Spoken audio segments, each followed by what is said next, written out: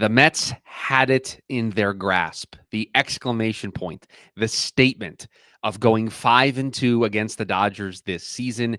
And instead, they left us with a sour taste in all of our mouths to the point where Jack is cursing up a storm in the pre-show. He's ready to go here on another edition of the Bleav in Mets podcast. So we'll welcome you in, Chris Schubert, Jack McKessie, fresh.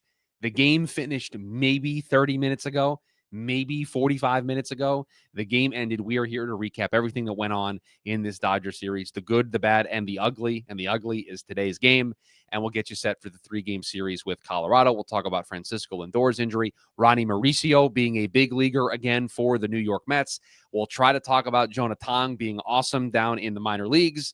But we have to start because Jack is just, I've never seen him this angry at a team that won the season series against the Dodgers, split with LA, first place in the National League East. They're 39-24, and Jack is treating them like their last year's team. I get your frustration. I'm angry with you, but you were red hot in the pre-show. I don't know how to feel because the pause was so good. I'm like collecting yourself. There's so many emotions flowing over me right now. I guess the best way that I'll say as like a segue from what you were saying, there was so much bad and ugly in today's game, and in these 3 losses for the season that the Mets have had against the Dodgers, that it almost makes me completely forget about the good stuff. And that's kind of how I have felt since this loss. Is the Mets are 39-24, right? Like you said, they're 15 games over 500. They're in first place in the National League East by a game and a half. They currently have the most wins in the National League. Now, the Cubs are going to catch them probably by the end of this episode, but they are one of the best teams in baseball right now. And still, games like today bring me feelings of misery and sadness and uncertainty about how to feel about this team, because you said it best, Chris. They had this game in their hands and they just let it go. Yeah, I mean, teams that have championship World Series aspirations, you got to have the statement wins. You got to have the exclamation points. And the Mets, unfortunately, a couple of times this season have failed to put the exclamation point on a series. I think of some recent times where that was the case, dropping the finale to Pittsburgh, dropping the finale to the White Sox, losing the first game against the Dodgers the way that they did. And then today, losing this game. And these are all recent. I'm sure if I went back through every series, I can find some early examples of them, missing some opportunities. But this one hurt because you had them. You had them with 6 outs to go, with your best high leverage relievers available to you today in Reed Garrett and Edwin Diaz. And you didn't get beat because Shohei Ohtani and Mookie Betts hit big-time moonshots of balls that still didn't land. You got beat because you didn't do the little things right. You got beat because you went 2 for 10 with runners in scoring position. You got beat because you left 13 men on base. You got beat because a sure-handed defender in Brett Beatty made a play that 99 out of 100 times he makes no questions asked. This was the one of 100 where he double clutches it for whatever reason and allows the tying run to score and then spikes the throw into the dirt. Like, this is just this. All of that happened today. The Mets didn't get beat because Ohtani hit 3 home runs. They didn't get beat because, Mookie Betts hit for the cycle. They beat themselves today. And these ones hurt, especially against a team like this, because you had them. You had the Los Angeles Dodgers to where we could have opened the show saying you went 5-2 against them. You won both series against them. You won 2 out of 3 at home against them. You went to LA and took 3 out of 4. The team that beat you in the NLCS last year, that you looked like you didn't maybe necessarily belong on the same page as them, you not only belong on the same page as them, but you are definitively better than them. And while we can say they went 4-3, and while we can say they won a series and split a series, they've got the tiebreaker in their back pocket, we can say all those things, they're true. You just feel like they missed something by losing this game today. That's the thing, Chris, and we talked about this after the last series against the Dodgers. I feel greedy in a way because I know, yes, they won the season series. That means they have the tiebreaker if they play each other in the playoffs. I know, like I mentioned, they're in first in the NL East. I know they have the most wins currently, as we were talking right now, in the National League. I believe second most in baseball behind the Tigers. And yet they were within 1 or 2 hairs breadths from not just dominating the season series and winning 5-2 if they 5-2 if they won this game today. They almost had a complete season series sweep against the Dodgers, because if you go back, the only game they lost at Citi Field was that horrific 13-inning game that neither of us want to remember, frankly, where they could not, if they needed a runner in scoring, a hit with a runner in scoring position to save their lives, they couldn't get it, and they did not. And so that 10th, was the 11th, and 12th innings didn't get a wasting single hit. Beautiful pitching performances. Relievers holding the mighty Dodgers lineup scoreless in extra innings with the runner starting on second base 3 times in a row and not doing anything about it. And then the first game of this series, which we can talk about a little bit more, or sorry, the second game of this series, allowing a home run, a game-tying home run on a 1-2 count in the bottom of the 9th inning. Oh, brutal. And then it was our guy too. He had our guy. We'll talk about that. We can talk about that a little bit more. But then Brandon Nimmo letting a Freddie Freeman double what hit. Was that? Like, there's something that drives me crazy in baseball scoring where that's not marked an error in the scorebook. That's an error. Because that is an error on Brandon Nimmo. The fielder didn't touch the ball, and that is what they consider for an outfield error. Is the fielder has to touch the ball and drop it.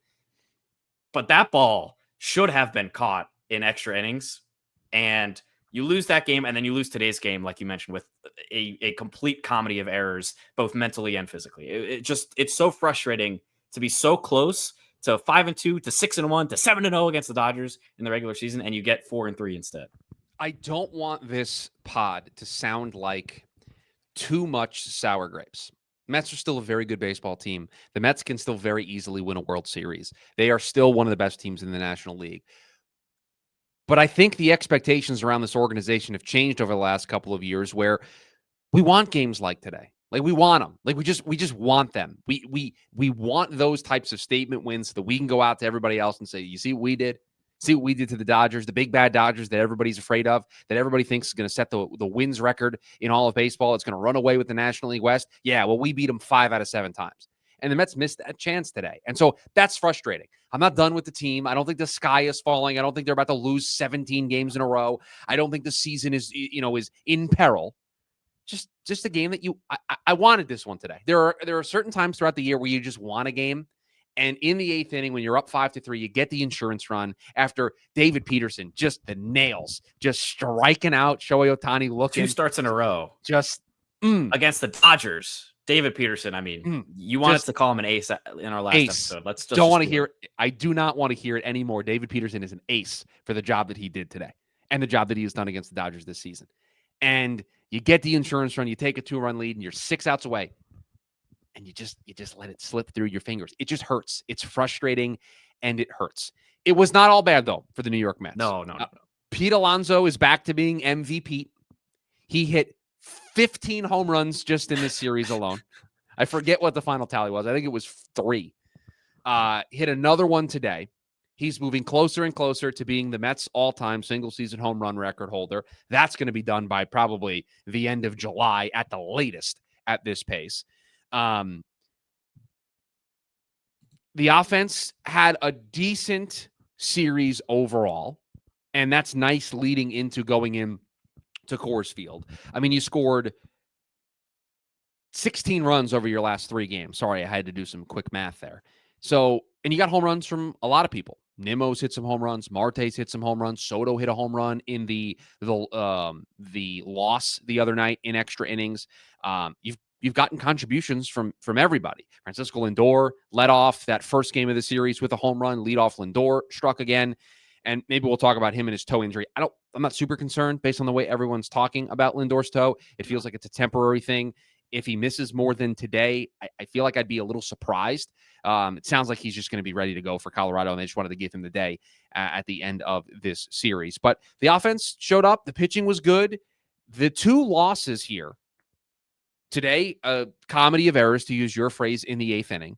And that game on Tuesday where you have 2 strikes and Huascar Brazoban gives up a home run and you go to extras. And unlike the night before when the 2 Franciscos came through for you with runs in the top of the 10th, you send Soto, Alonso, and Nimmo to the plate, and you can't get a run across.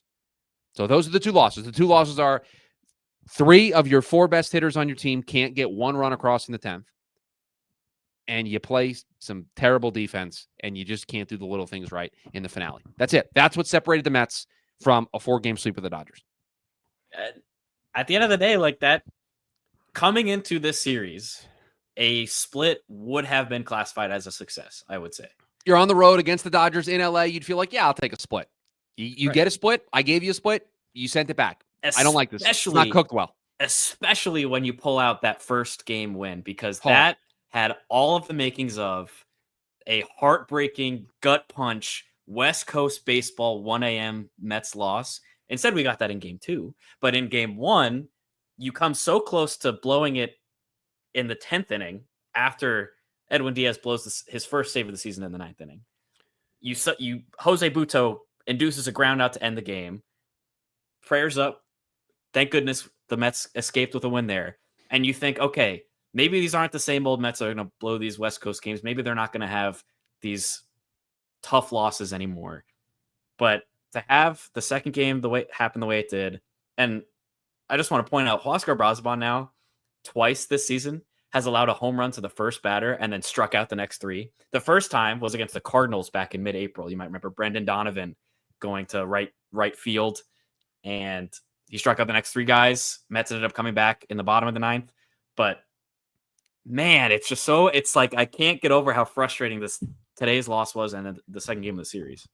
Yeah, again, you would have taken a series split before we got here, and you feel like there was a missed chance. You don't feel like the Dodgers beat the Mets twice. You feel like the Mets beat themselves twice. Yeah. And that's what I think makes it hurt. When you can look at the team and say, man, it feels like they gave that away instead of they just got beat, which is going to happen in baseball. There are going to be days where the other team's just better than you and they slug the ball all over the park.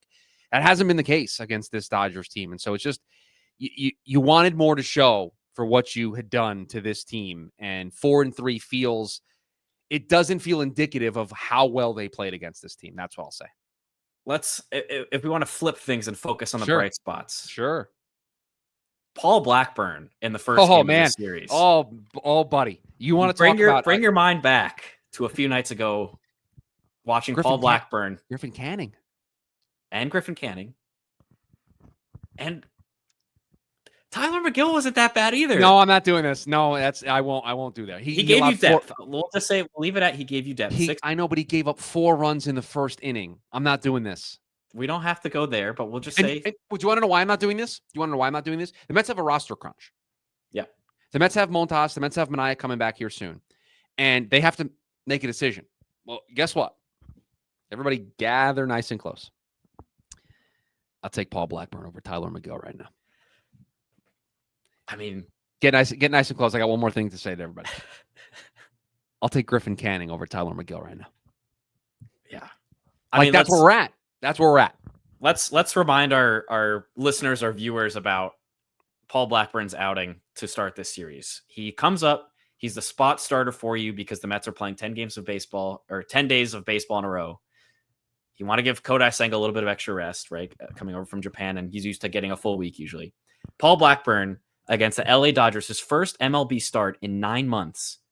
5 innings, 0 runs, 3 hits, 1 walk, 3 strikeouts.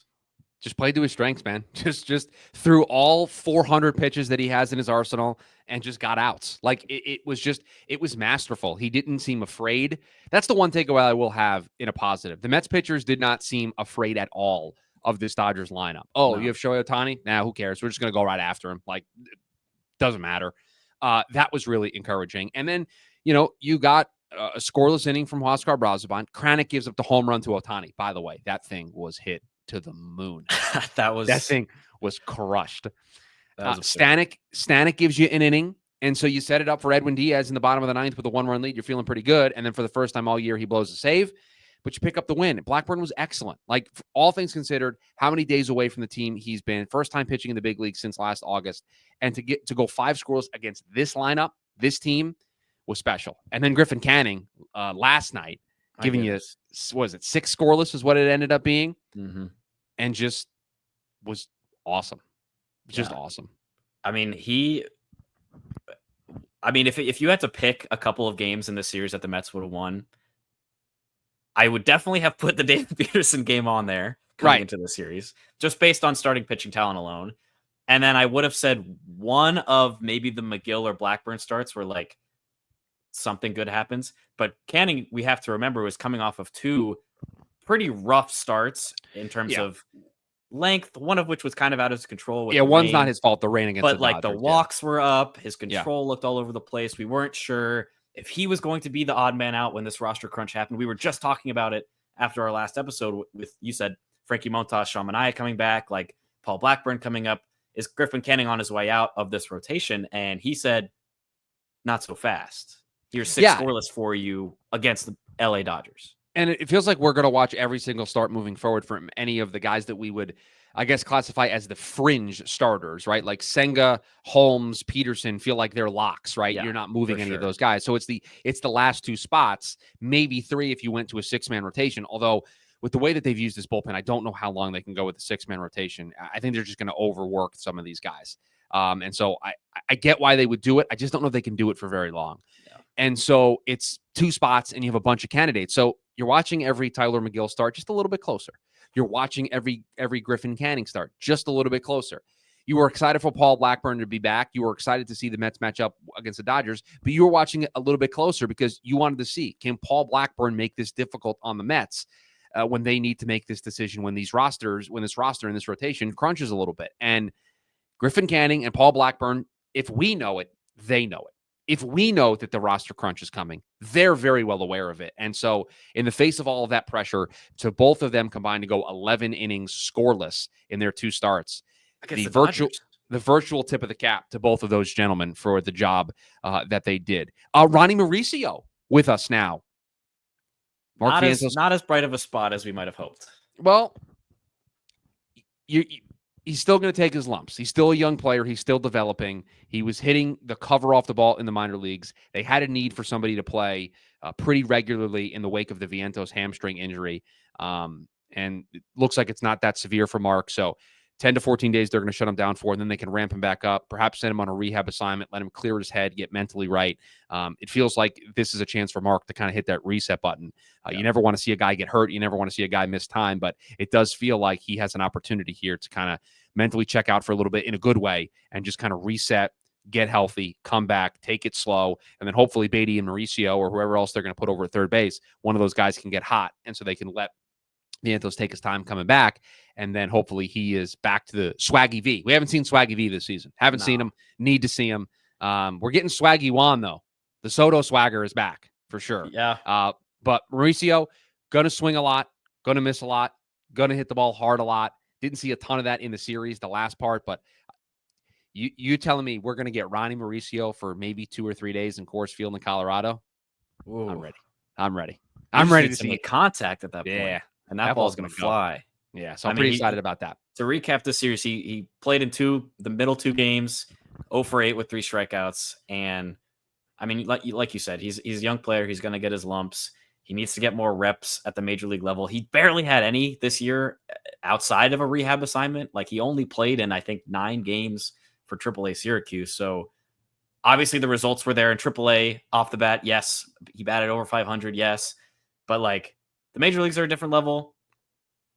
I don't know how much more play he's going to get because of Vientos looming. As soon as he comes back from the injury, you have to expect he's going to come back. Yeah. But, I mean, this is, like you said, Chris, this is a get-right series for Ronnie Mauricio against Coors Field with these Rockies starting pitchers we've seen are not the greatest. Rockies are hot, though. Got to watch out for the Rockies. They're hot. But not these 3 pitchers necessarily. That's fair, but the Rockies did pick up, what was it, a sweep? A sweep of the Marlins. They had not won a single series this season, and they swept the Marlins after going 9-50 to start the season. So now they're up to they got, let me do some quick math. They 33% of their win total. They increased. Yes. It's a great job by the Colorado Rockies. That's a good series. That's a great series. That's a fantastic series for the Colorado Rockies. Quickly, the pitching matchups for this one. It is Kodai Senga against Senzatella on Friday. It is Clay Holmes against Carson Palmquist, a guy that we saw at least first time through the order had the Mets in fifths. Confused. Don't think that'll be the case this go around. And then it is Tyler McGill and German Marquez on Sunday before finally an off day for the New York Mets on Monday. So a 3-game set in Coors Field. Before we get out of here, you want to talk about Jonathan? Had a good start down in the minor leagues. You could say good. You Yeah, could it's good. say 5 innings, 0 hits allowed. It was good. 11, 13 I strikeouts. think it was 11 strikeouts. You sent me you sent me a tweet from Mike Mayer. Double-A hitters entered today with a 151 batting average against Mets pitching prospect Jonathan, and they went 0 for 16 today. 5 innings, 0 hits, 0 runs, 3 walks, 11 Ks, and 87 pitches. His ERA is down to 2.02 in 10 starts this season. I mean,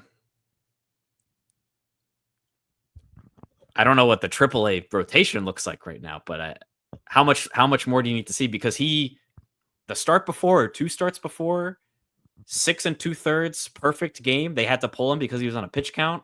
Like, well, right now in Syracuse, you have Bleav Tidwell, you have Brendan Sproat, you have Nolan McLean, you have Dom Hamill as bona fide starting pitching prospects for this team. right. So Montas is stealing a spot there, I Bleav, he is as well. currently stealing a spot. Manaea will Manaea is steal a going spot to at some soon. point. Yeah. And then I think after those 2 guys come up, like what reason? I mean, provided obviously that Jonathan continues to pitch lights out baseball in Double-A, like I don't expect him to contribute to the Mets this year. I think I would fully plan on him being more of a 2026 contributor. But at this point, 2 months into the Double-A season, like he's not being challenged, it seems like. There is a world where next year the Mets have available to them Christian Scott. That's right. Brendan Sproat, Nolan McLean, Jonathan, and then guys like Bleav Tidwell and Dom Hamill, just as like depth to go along with David Peterson and Clay Holmes and Sean Manaea and Frankie Montas. Like, it's Frankie Montas technically under contract. Yeah. It's a kind of an embarrassment of riches. And you know that like some of these prospects are not going to shake out. Brandon Sproat's been getting beat up a little bit down at AAA. Bleav Tidwell got beat up in his cup of coffee that he got earlier this season at the major league level in his spot start. But if Jonathan is pitching like this and a couple of those guys pan out, Christian Scott comes back from his Tommy John and is able to return to looking really good like he did in 2024, like it's a good problem to have. It's a good asset to have when we get into the later parts of the season, perhaps, and the Mets are needing to add a little more major league talent. Yeah, certainly a good problem to have for the Mets, and you can certainly see why David Stearns has attacked free agent pitching over the last 2 off seasons the way that he has, because he knows what the Mets have potentially available to them down in the minor leagues. And speaking to that, how David Stearns has attacked free agency, I sent you an article earlier today. I did. I read this. I did. From it was Russ very Dorsey good. of Yahoo Sports, talking about the Mets pitching lab defining itself now as one of the most elite labs in Major League Baseball right now. He put the Mets up there with not just him, like Ryan Stanek. Other players have mentioned the Mets up among teams like the Rays and the Astros, who have become known for their pitching development success with prospects, with bringing in guys and refining their tools into success stories. We've talked about it a ton on this podcast. Severino, Manaea last year, coming off of shaky previous years for Manaea, San Diego, Oakland, San Francisco, and then Severino, obviously, with the Yankees, and then turning everything around. Manaea had a huge deal. Severino got the highest contract in athletics history this past offseason because of his success with the Mets. That's not even mentioning guys like Jose Quintana, David Peterson's breakout over the last couple of seasons, and now this year, Griffin Kennedy and Clay Holmes being huge success stories because of the Mets pitching development and how things have been going with them. Yeah, my main takeaway from reading the piece when you sent it to me was the Mets are gaining a very important reputation for not being like an island for reclamation projects, but just being able to excel at getting the most out of a specific pitcher. And where that I think is going to play dividends is in the past, we have felt, right, that to land somebody, the Mets have kind of needed to pay more money, right? They've needed to kind of go that extra mile. The Cohen tax, right? I don't want to play for the Mets. The Mets aren't a good organization, but if you pay me more money, I will. Like, I've got a prize. I think the Mets are getting to a place where all things being equal, if they offer the same amount of money to a pitcher, that pitcher, his team, his agent may strongly push for that player to go to the New York Mets because of the resume that the Mets pitching lab is putting together, to Right. where they are going to be able to say, you come here. Can't guarantee that you're going to be like one of these other guys, but we've got a track record of kind of knowing what we're doing here. And you want to roll the dice and go someplace else and try it there? Sure, go ahead. But we'll let our resume, we'll let our, our endorsements speak for themselves. And that's a really nice asset for David Stearns to have, because Stearns is always looking for a deal. He's always looking for a bargain. He's always looking for just those little edges to make the team better. And now the Mets have a little bit of an extra edge as to, in those free agent negotiations, they're able to kind of slide on the table like, hey, we've got the pitching lab. Like, you're going to get to work with Jeremy Hefner and the entire pitching setup that we have here in New York. And it goes beyond Jeremy. They have an entire Eric Yeagers is a huge part of what they do. And it's just a nice little, how when you're picking between two job offers, the one job's got the better perks. Yeah. The Mets have a perk that could be the difference maker in free agency. And again, any benefit that you can have, any little extra leg up that you can have on the competition is a good thing. And the pitching lab is becoming that for the New York Mets. So not only is it paying off with the results we're seeing on the field, but it is starting to, I think it will start to pay off the field, because now they're going to have 2 off seasons where Luis Severino, Sean Manaea, Clay Holmes, Griffin Canning, who wants to be next? Yeah. I mean, and it's not just with free agency and the success there with the starters, and we have to think about the bullpen as well, with success stories like Huascar Brazoban and Ryan Stanek, who had been coming off of shaky regular season outings last year. I know Stanek turned it on obviously in the postseason, but Brazoban we were talking about as kind of a fringe guy to even make the MLB roster.